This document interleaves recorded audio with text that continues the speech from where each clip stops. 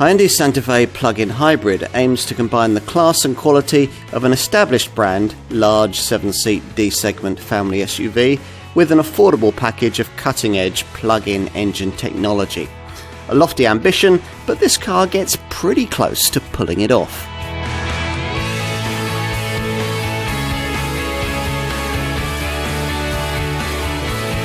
Think of Hyundai Santa Fe, if you ever do, and you'll probably associate this large 7-seat Korean SUV with a diesel engine, the sort of power plant that the brand is now consigned to history, which might be confusing to you if you know this Asian manufacturer. Wasn't the 4th generation TM series Santa Fe, the model we have now, launched as recently as 2018 only with diesel power? Well, yes it was, and yes, everything's changed. Either Hyundai has misread the market or its electrified engine tech wasn't quite ready, but whatever the case, this Mark IV design had to be fundamentally changed just 2.5 years into its life cycle. It reappeared in the spring of 2021 in a form that could only be had with a 1.6-litre TGDI electrified petrol engine, either of the full hybrid HEV self-charging sort or with the PHEV plug-in tech we look at here.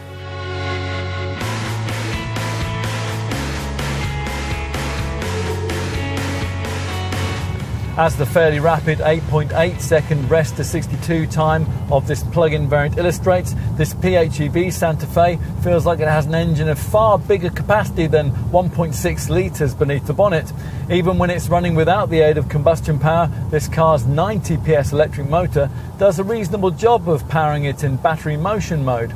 And when the 13.8 kilowatt-hour battery pack runs out of energy, which WLTP stats suggest will happen somewhere between 36 and 39 miles, and the 1.6-litre TGDI turbo engine cuts in, the combined power output, 265 PS, is more than enough for most safe overtakes or for pressing on when you're late for the school pickup.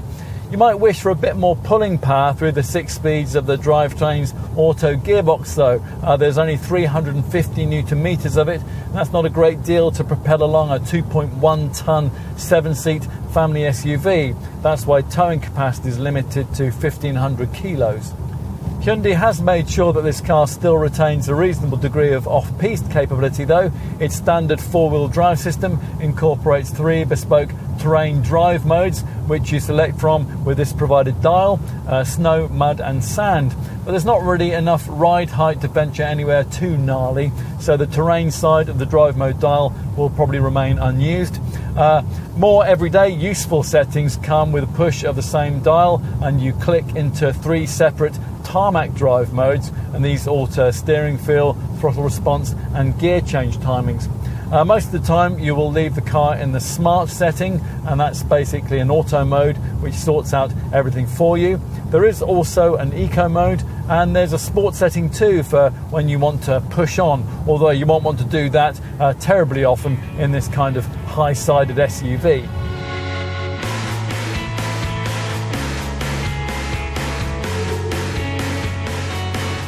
There are no outward giveaways as to this model's plug-in status, unless you happen to notice the badging or the extra filler flap. The latest version of this 4th generation Santa Fe isn't quite the sort of car that's going to have pedestrians bumbling slack-jawed into pavement furniture, but it is undoubtedly a good-looking thing. It has that inherent rightness to its proportions, which will make it tricky not to throw a glance over your shoulder when you lock it up and walk away.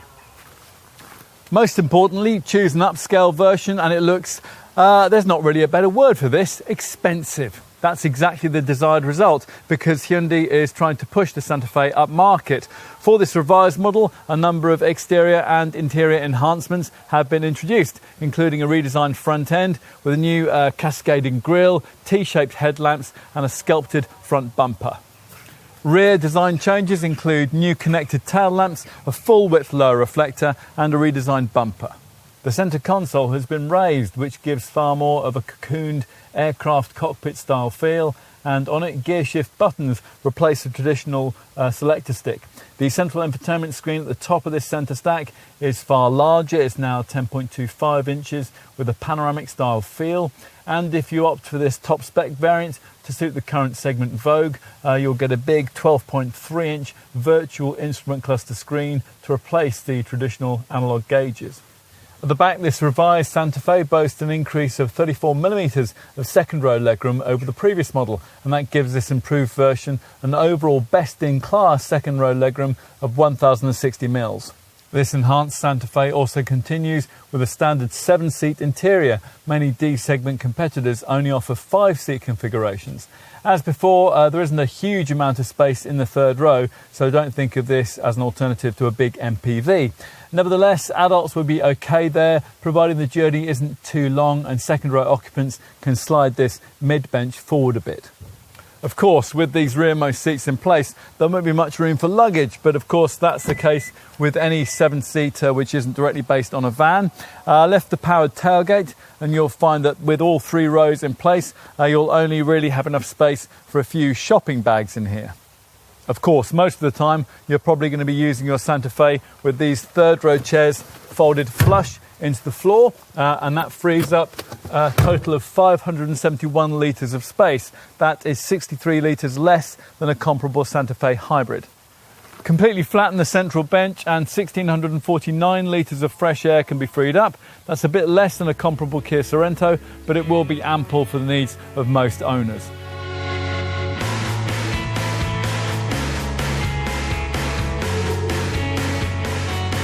Prices for the Santa Fe plug-in hybrid start at just under £46,000 for base premium trim, or you need to find around £49,000 for this top ultimate spec. This means an extra spend of £3,500 to £4,000 over what's needed for the alternative self-charging full hybrid version, which costs from just over £40,000 in equivalent premium four-wheel drive form.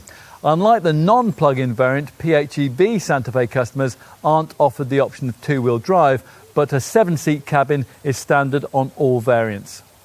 Even base premium trim gets you quite a lot, specifically 17-inch alloy wheels, full LED headlamps, privacy glass and roof rails. Interior equipment includes electrically adjustable driver and front passenger seats, second row one-touch folding seats, heated rear seats, dual zone climate control air conditioning and a heated steering wheel too. Convenience and connected equipment includes adaptive cruise control with a stop and go function. You also get keyless entry, a smart electric tailgate with hands-free operation, a rear parking system with a rear camera and a Krell premium sound upgrade. This top ultimate trim adds to that with a surround view monitor parking system with parking collision avoidance assist, a remote smart parking assist, a 12.3-inch full TFT driver's instrument cluster, a head-up display, a blind spot view monitor and Hyundai's highway drive assist semi-autonomous driving system. Customers also have the choice of specifying the luxury pack, and that includes Napa leather interior trim, a suede headliner, brushed aluminium center console accents and a faux leather wrapped dashboard.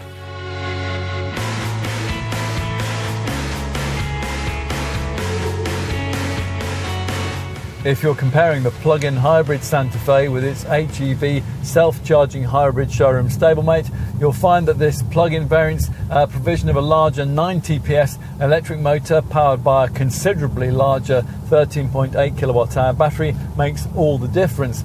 It facilitates the usual PHEV 3-figure combined economy reading, in this case 173.7 miles per gallon, and an enviro-conscious CO2 figure of just 37 grams per kilometre, which in turn makes possible a super low benefit-in-kind taxation rating of just 10%. With the HEV, it'll be 32 to 36%. A Santa Fe plug-in hybrid owner qualifies for a low VED tax band B, so there'll be no VED road tax to pay in year one. The self-charging models are in VED bands H or I.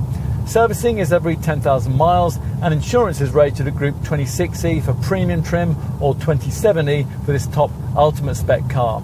Both ratings are much lower than for the equivalent Kia Sorento. Let's finish with charging times. From a 3-pin 2.2 kilowatt supply, charging a Santa Fe PHEV from empty to 100% will take 5 hours and 2 minutes. Using a 3.3 kilowatt AC supply, that time drops to 3 hours and 25 minutes. A strong buying incentive, as usual with Hyundai, is the 5-year unlimited mileage warranty, which comes as standard. It's backed up by breakdown cover that lasts the same length of time and free annual vehicle health checks over that duration. Now, it's true rival brand Kia claims to better that package by offering a similar 7-year deal, but there you're limited to 100,000 miles.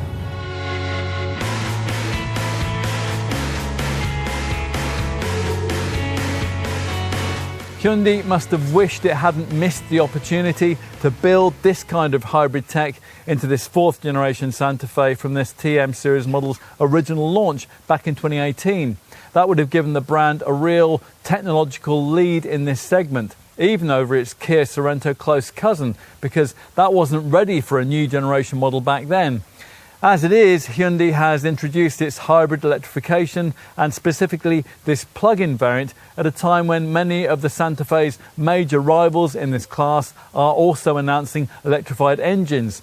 And at a time when this car's developmental cousin, the Kia Sorento, has been launched in a 4th generation form, able to accept exactly the same engine technology. Now, for all these reasons, there's every chance of this Santa Fe plug-in hybrid model's appeal getting all crowded out by segment noise and potential customers missing out on what a very complete package this car really is.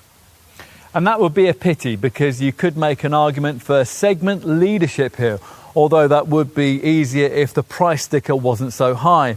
The fact is, though, that this Santa Fe has a classier look and feel than its only slightly cheaper, identically engineered Kia Sorento class cousin, and rival PHEV segment models from other brands generally cost more. You could easily pay as much for a contender in this class with merely a mild hybrid engine, and that would deliver hardly any of the environmental or the tax benefits that you get here. So, be amongst the few who won't ignore this car and try it. You'll thank us in the long run.